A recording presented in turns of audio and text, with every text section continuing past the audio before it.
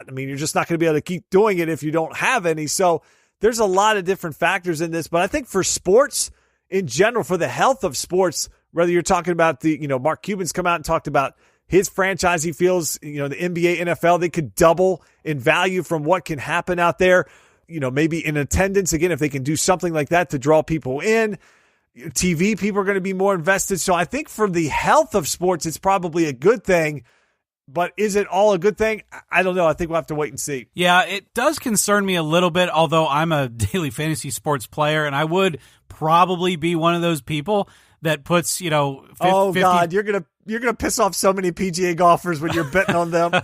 I'm probably the type of guy that would put $50 or $100 in a fun money bankroll account because, like you said, if they do it where it's not on credit and you actually have to have cash in the deposit, I think that definitely helps. I think that helps people not get into a situation where they're losing their car, they're losing their home, and their thumbs. We don't want to see that. We don't want to see the things that we love, aka sports, NBA basketball, golf, NASCAR, football, all these things, be something that leads people into mental health issues and financial issues and all those things. Please understand, we are not advocating for anybody to get into that position.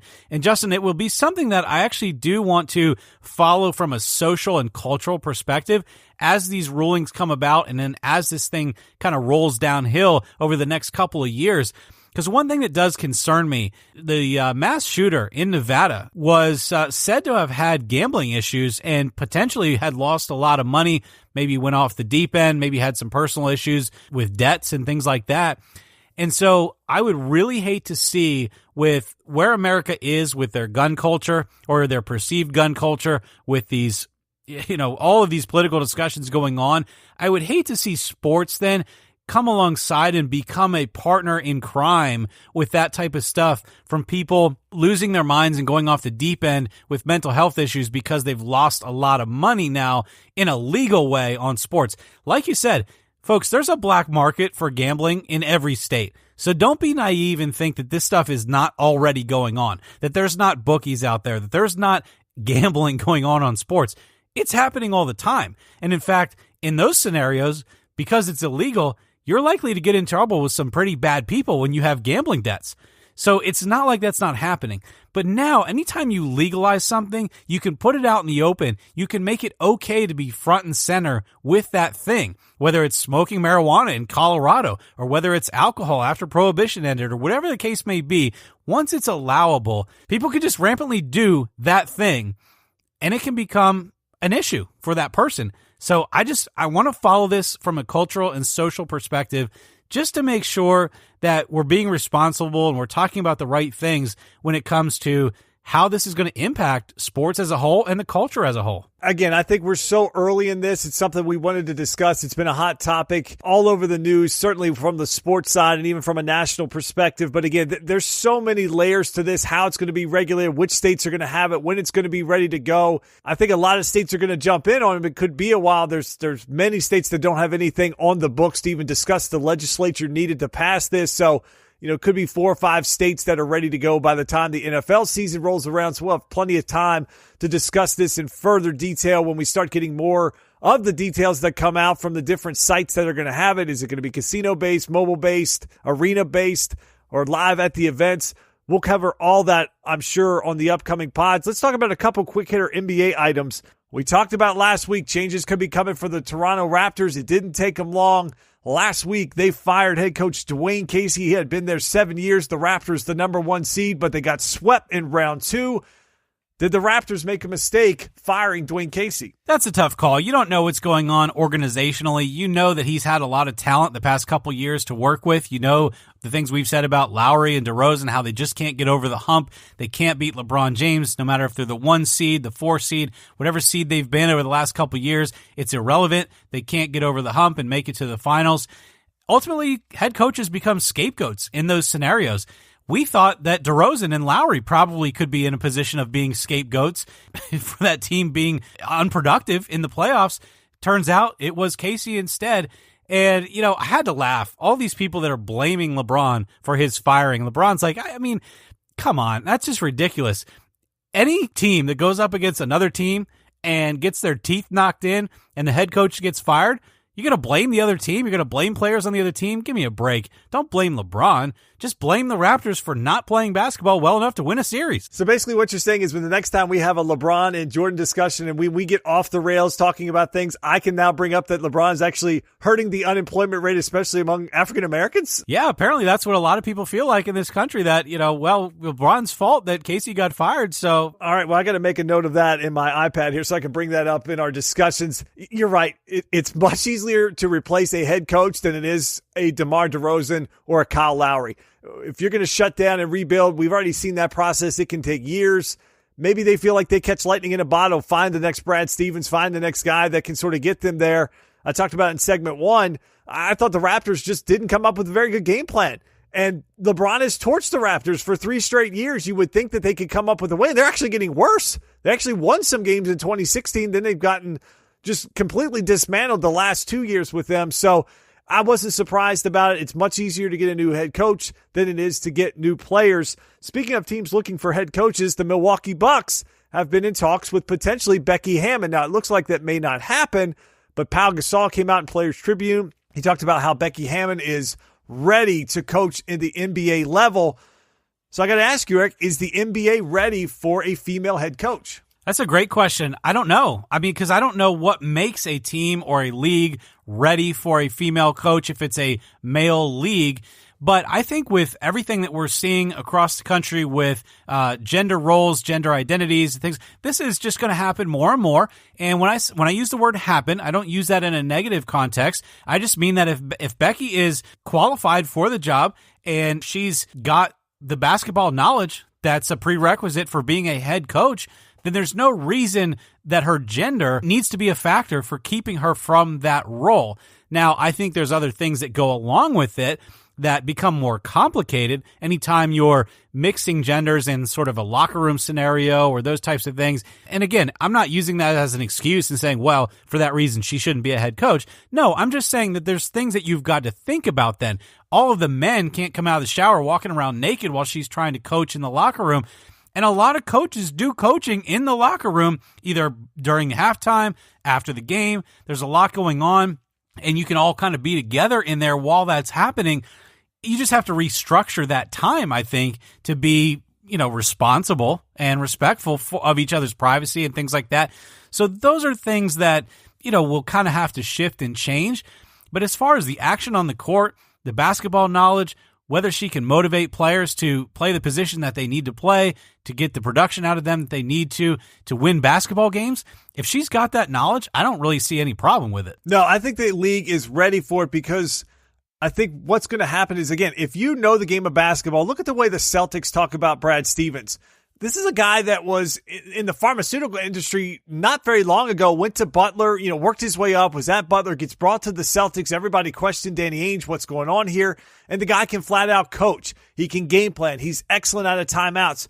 And he's earned his team's respect. If Becky Hammon was a hell of a basketball player, and she's been under Greg Popovich now for years, understanding how that system works, if she understands the game and she's got the respect of a player like Pau Gasol, she can certainly do that. So there's no reason why, like you said, there's things on the back end that can be changed, that can be fixed to allow this to happen. But in society, I think they're ready for it. I think if a team interviews her and they find that, she is the person that we believe can get us to the next level, I think that she should absolutely, and she will, get a spot. For Milwaukee, I think they feel like they're on the cusp, and maybe they're not quite ready to bring a rookie coach into that. I think she would probably get an opportunity with a team that's looking to rebuild, get a fresh start, trying to build a culture there. It would be tough to throw her into the fire of a team that feels like they're on the brink. I mean, can you imagine her dealing with the pressure of coaching, like the Cavaliers, and like every day, day in, day out, where it's the end of the world, or that's the media's perception of it?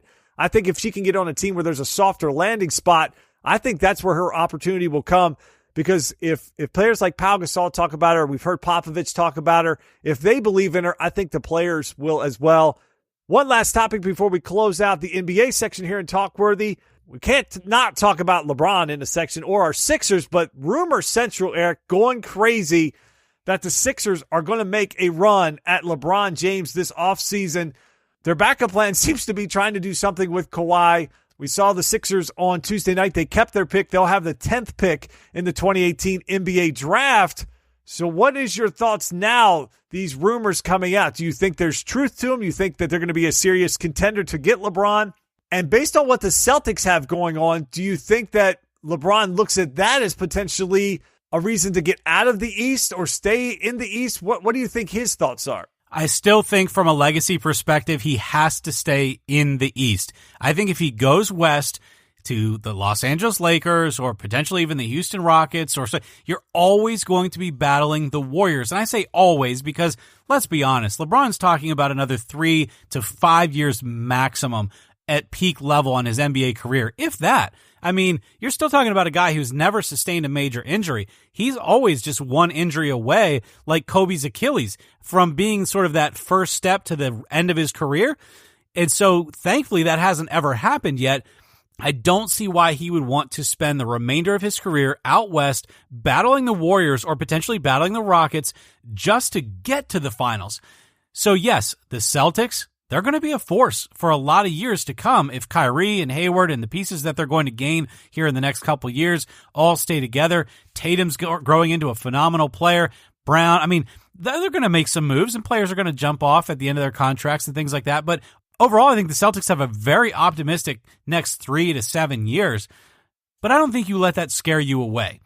I think if you are LeBron James, you stay in the East, and either that's the Cavaliers or the Sixers or potentially a team like the Knicks, although I think they're so far away. I'd only say them because they're a major market. So if you're LeBron, I think for me, it's Cavaliers or Sixers if you're going to be in the East. There's no other teams in the East that are any closer than those two teams. Now, from the Sixers' perspective, everyone wanted to say after their round 1 series when they destroyed the Heat, oh, they don't need anybody. They don't need anybody. These, and I was even saying, yeah, I kind of am happy with how the Sixers are developing as a unit. Then you get into a tougher series against a better team, and you see really where the shortcomings were. Covington played terrible. Simmons didn't shoot the ball well. I certainly wouldn't get rid of Simmons, but he didn't shoot the ball well. He's got some growth to do. Embiid got stressed out in tough moments near the end of the games, missed some things he shouldn't miss defensively and offensively, and you almost need a veteran presence. I think that's where this rumor stems from, is that, hey, if we had LeBron for those remaining 2 or 3 years of his career as Embiid and Simmons, and these guys are getting better, that could be what takes this Sixers team to that next level, and LeBron can sort of hand them off into their future 3 or 4 years from now. To me, if LeBron leaves the Cavaliers again, I think it hurts his legacy regardless of where he goes, unless he goes to a team that is not into playoff contention and he brings them out of nowhere and wins a title. Because if he goes to Philly and he wins a title, for example, Philly's already pretty close to being a team that's in contention to get out of the East anyways. So he's going to ready-made contenders. Now, the Lakers, are they ready? If he went there by himself and could somehow get a title and get past the Warriors, that would be huge. But to keep jumping team after team, basically using them like some kind of oil company that goes in, they find a well, they drain it, they leave the town a mess and broke, and then he goes to the next town and lives it up and then comes back when the resources are back. That's almost kind of what it feels like, where I think he's got to be careful for his legacy that he doesn't do that. Yes, you want titles, but from a standpoint of Jordan or Kobe, those guys stayed on their same teams throughout their career and won their titles, where LeBron has now made 3 moves. Now, he's been with Cleveland twice, but he still came back. So I think that has some impact there. But honestly, if he's going to leave, I don't think he should worry about the East or the West, because I think what the Celtics have going on, they're going to be a pain for LeBron to deal with if he stays in the East for the next 5 years. There's a chance that the Celtics could have 4 first-round picks in 2019, including the Kings' first-round pick, which is top 1 protected. But, I mean, they just have so many assets where they could put a team on the floor that rivals and maybe even surpasses what Golden State is doing. And if he is stuck in the East, now he's been smart about signing these 1+1 deals, but if he would sign a 3-year deal, he could get caught again where he's trapped versus the Celtics where he might not get out of there again. So there's a lot of moving pieces here. Again, I think it's Philly basically saying, I think they're leaking that, like, hey, we've got money and we're going to make a run at LeBron. We're just putting this out there to let him know that we're coming after him, probably to get their fan base sort of ramped up. They had such a horrible ending to their season. They played like crap in that Boston series. They didn't shoot the ball well. Simmons looked awful. He can say all he wants that he doesn't want to fix his jump shot. Dude, you got to fix your jump shot. You don't even have one right now. You're not even comfortable shooting outside 5 feet. So